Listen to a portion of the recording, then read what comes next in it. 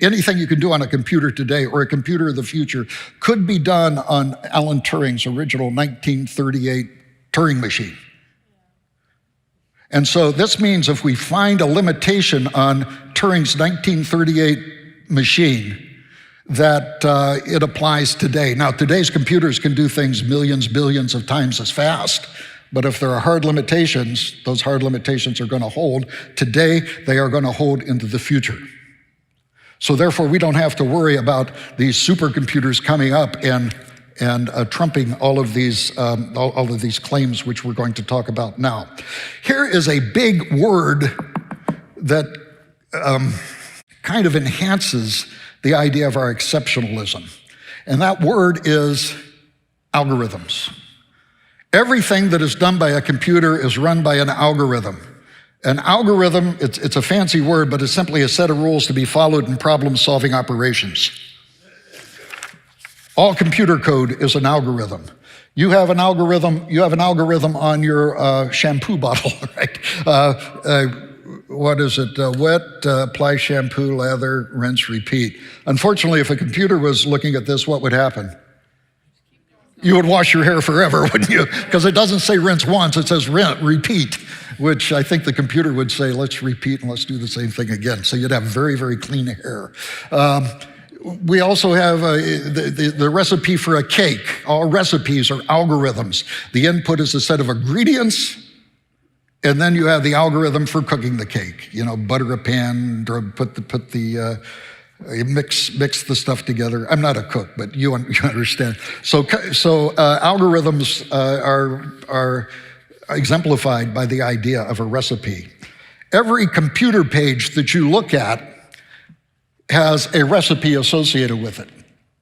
Here is a Mind Matters web page. If you right-click and then show source, it will show you on the right a computer algorithm that is followed for putting together that web page. So everything a computer does is restricted by an algorithm, a step-by-step procedure. Even the computer programs that are used to train artificial intelligence are algorithms. So error backpropagation, deep learning are all applications of algorithms to learning. So if it's done by a computer, it's algorithmic, it requires an algorithm. So that brings up the question, are there things which are non-algorithmic? Are there things that are done which cannot be described by a step-by-step procedure? Now that's kind of hard to think of because we're so entrenched in using this idea that the idea of algorithms that it's difficult to think of something which is non-algorithmic. But indeed, Alan Turing, the genius and the father of modern computer science, showed that there were non-algorithmic tasks which could be identified for the computer. The first one he did is something called the Turing halting problem. And if you're a student of computer science, you've heard of the halting problem. And it's the idea that, and the question, can you write a computer program that can analyze another computer program to say whether that computer program will run forever and loop, or whether it will run for a little while and halt? Very simple problem. So could you write a computer program to do a meta-analysis, to do an analysis on another computer program to say whether it halted or not? Turing proved mathematically beyond any doubt that this was non-algorithmic. You could not write a computer program to do this. Since then, there have been some great minds, such as Alan Turing, also Gregory Chaitin and Kolmogorov, who was a great Russian mathematician, have added to this list. And today we know that there's a number of tasks which have been identified by computer science as non-algorithmic. And the question is, that I want to address, is there attributes that you and I share that are non-algorithmic? If there are tasks that you and I share that are non-algorithmic, then they can't be described by a step-by-step procedure. And you notice that if this is true, that makes you not downloadable, because you can only download the algorithmic part of your existence, right? And if you just downloaded the algorithmic part of you, you would be a very boring person, I think. Okay. Here are some things, and we're just going to have time to touch on a few of these. Qualia, sentience, understanding, emotion, creativity, consciousness, and spirituality. These are all non-algorithmic properties that we share. I'm going to go through these quickly because of time. Let me give you an example. Did everybody see the green? You're experiencing green, aren't you? You have a qualia of effect of experiencing green. Imagine trying to explain your experience to a man who has been blind since birth. You could explain the wavelength, you could explain leaves are green, some of the apples are green, you could give all sorts of characteristics, but duplicating the experience that you're having, the simple experience of seeing green, is not possible to describe to the blind man to the point where he can experience it also. Now, if we can't explain it to a blind man, how are we ever going to write a computer program to have qualia? And the answer is no, we won't. So that's an example of sentience. Let's talk about understanding a little bit. And by the way, all of these are going to be unpacked more in my upcoming book, Non-Computable You. But understanding is something which computers will never do.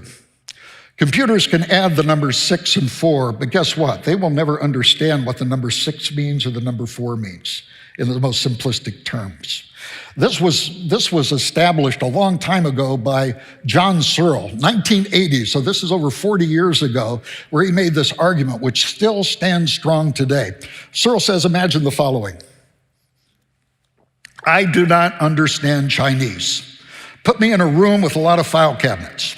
Somebody comes in and they slip me a sheet of paper, and on that sheet of paper, there is something in Chinese. I don't read Chinese, but there's something written in Chinese. He said, but I have this room full of file cabinets, and I'm going to go to these file cabinets, and I'm going to look up the match, and I finally get a match, and on that match I pull out of the file cabinet, there's the answer to this question or response to whatever's written on here. I'm going to write that down, refile. You guys know what file cabinets are, do you? Okay. I'm going to refile this in the file cabinet, and then I'm going to go and slip the response through the door. Now, externally, does it look like who's ever in that Chinese room understands Chinese? Well, it looks like it from the outside, but does the person inside the room understand Chinese? No. What is he doing? He is exercising an algorithm, a step-by-step search procedure. If you remember IBM Watson and him meeting at Jeopardy, IBM Watson was a humongous Chinese room.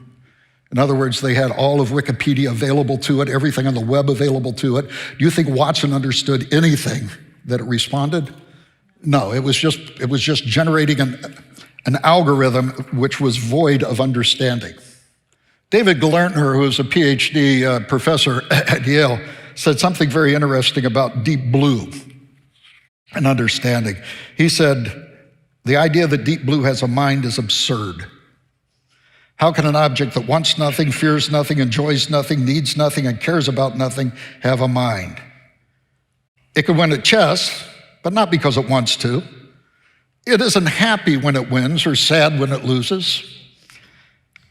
Is it hoping to take Deep Pink out for a night in the town?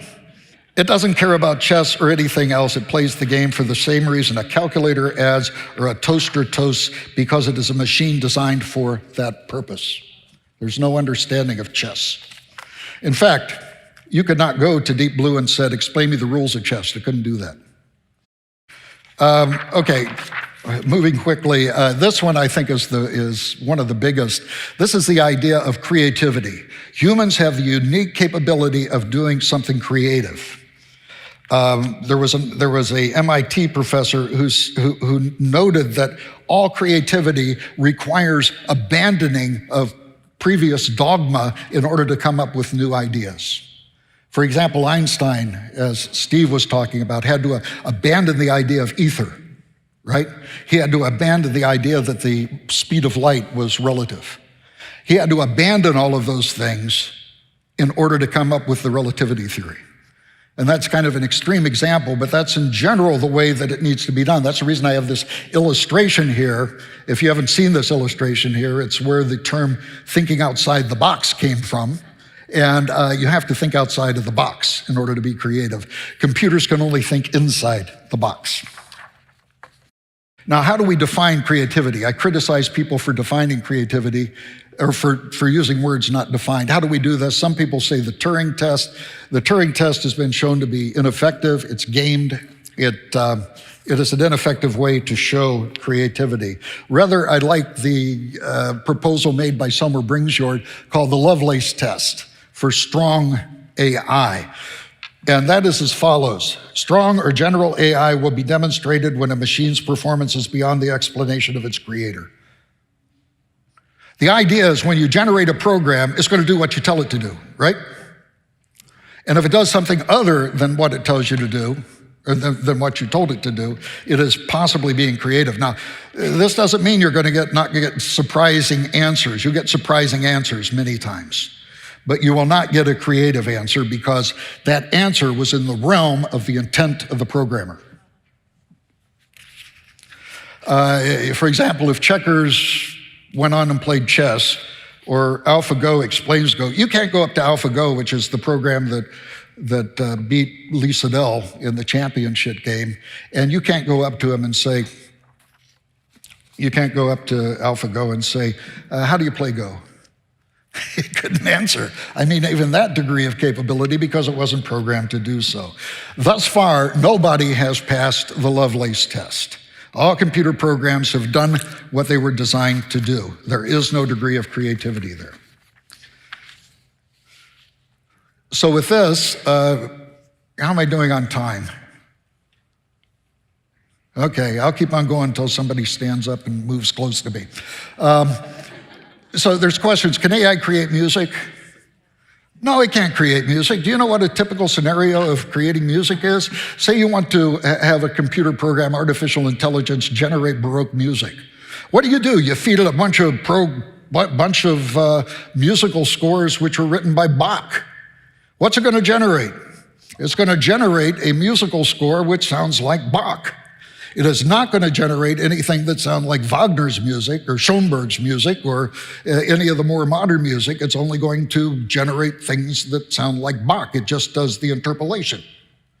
And so again, it's this idea of interpolation that we have. So no, a computer cannot create music. By the way, here's a good place for a tool. If you're a composer and you're trying to compose a Baroque music, yeah, use this. Maybe it'll give you a few ideas on what to put next, right? So it can be a tool with a human in the loop that is very useful in composition. But the AI itself will not create anything that is creative. Can an AI create art?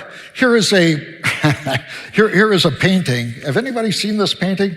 This sold at an auction in Christie's for $432,500. Okay, here he comes. Okay, so I know I have to hurry up. So this was cool. Why did it sell for so much? Because it was unique. It was the first painting done by AI. So this was an AI trained on stuff. Do you think it was trained on Picasso Cubism? Do you think Jackson Pollock stuff was used here? No, it was the training was a bunch of portraits, classical portraits. And guess what it generated? It generated kind of classical portraits. Today, you can buy these on the web. These are all AI generated art, if you can call it art. And yeah, it's kind of cool. I mean, it might be good to hang up in hotel rooms and stuff, but art is in the eye of the beholder. And if we had more time, we could talk about that. So in wrapping up, let's talk about the sources of life. Let's talk about spirituality. First of all, what the Bible says. Let's go to number 2. Timothy said, in the sight of God, who gives life to everybody. Deuteronomy 32:39, there is no God besides me. I put to death and bring to life. God, according to Scripture, is the only source of life. We are not going to be able to create life according to Scripture. 1 Samuel, the Lord brings death and makes alive. He brings down to the grave and rises up. So there's a question, do we have any scientific evidence for spirituality? And the answer is yes, and here's one of the examples. Is your mind the same as your brain? No. You think the mind is greater than the brain? If the mind was the same as the brain, two brains would have two personalities, right? Two minds. Well, we have a guy that writes for Mind Matters, Dr. Michael Ignor, who performs an operation called the split brain operation. This is for epileptics who have a signal on one side that goes to the other side and gives them an epileptic fit. And so it has to cross this channel, and so he goes through and totally splits the brain. I asked him, does it totally split the brain? He says, yeah, totally splits the brain. Now, if this is true, shouldn't we end up with a split personality after it was over if the mind was the same as the brain? Yeah, we should indeed. Now, it turns out some of these people that with the split brain operation have challenges with mechanics and stuff, but they are the same person they were before the operation. There is only one person there. I am going to skip the next one, which is near-death experiences. If you're interested in this is, when I first heard it, I thought, this is no good. But I tell you, there's deep scientific study into these near-death experiences and what my friend Walter Bradley says, being ushered onto the front porch of God, or in some cases, the front porch of hell. And if you want to read a good book about that, it would be Imagine Heaven by John Burke. So the takeaways. Our AI is neither good nor bad, it's a tool. It's like electricity, it's like any other tool you use. You can use it for dangerous, terrible things, but it is never itself going to exceed capabilities in many cases, in our non-algorithmic cases. In other places it does. Calculators passed me up a long time ago. Okay, in terms of capability. AI will never be creative, understand, write better software, experience qualia. AI supports the enduring truth of human exceptionalism. You are non-computable. Artificial intelligence will never replicate you.